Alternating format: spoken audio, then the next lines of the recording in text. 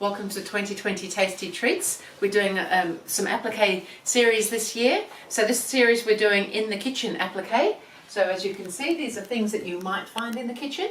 We're doing 20 different appliques. We've done the whole, what we're doing. We've done the whole of the top row, so we've already done 7. We're on to number 8, which is a nice blue, tall and skinny saucepan. Oh, I wish I had one of those. So if you've already signed up on GourmetQuilter.com for the pattern, you'll have a pattern that looks something like this. So everything's ready for you to trace. So that's there. There's also a diagram of the finished block on there as well. So I've gone ahead, I've cut out all my shapes. I'm using fusible web. I'm using batik cloth because I find it doesn't fray so much when I'm doing the type of applique. I'm doing free motion stitching on my applique. So I've gone ahead and positioned a lot of them. They're not ironed in place yet.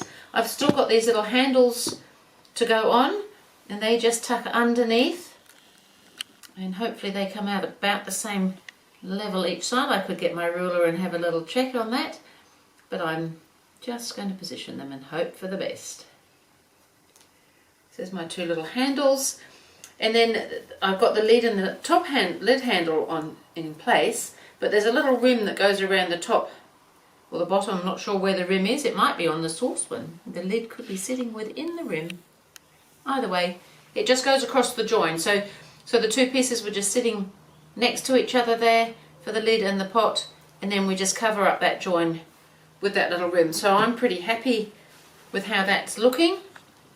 I just need to iron everything in place. It's quite fun designing these kitchen things because I'm just thinking of how I'd like my kitchen to look with all these nice things in it. I might just have to make do with a quilted kitchen. So I'm just ironing, because I'm doing free motion stitching, I'm using a stabilizer, and I'm using a lightweight cotton batting for that stabilizer. So it's not fusible or anything, it just sits there really nicely. So then I'm just going to go to the machine, and I've got my machine set for free motion stitching. I've got my feed teeth out of the way. I've got a little open toe free motion foot on. And other than that, I just need to start sewing. So I think I'm going to come up over this lid and do the little lid handle first. So just do a couple of stitches on top of each other to get started. That locks the thread off, and I'm just sewing close to the edge of the applique. Just like a little straight stitch, but I'm just doing it free motion. Now I'm going to do the handle, so I've just kind of gone past the handle, but I'm going to skip onto the handle now and just do all of that while I'm here.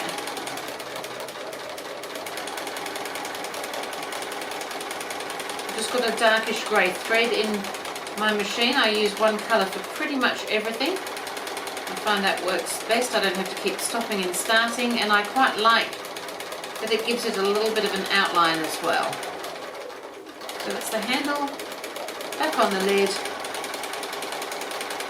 So really this is a very straightforward little pot. I'm sure I'd need to think about what you might cook in a tall pot like this. Maybe some asparagus or some other tall things that you could perhaps cook in it.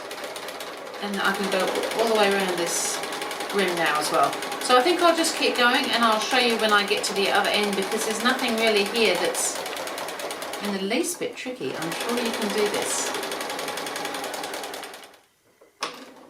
So I'm just coming up the last little bit here. I've just got this one little handle to do. So I'm just going to go past the handle, come back and just come onto that handle.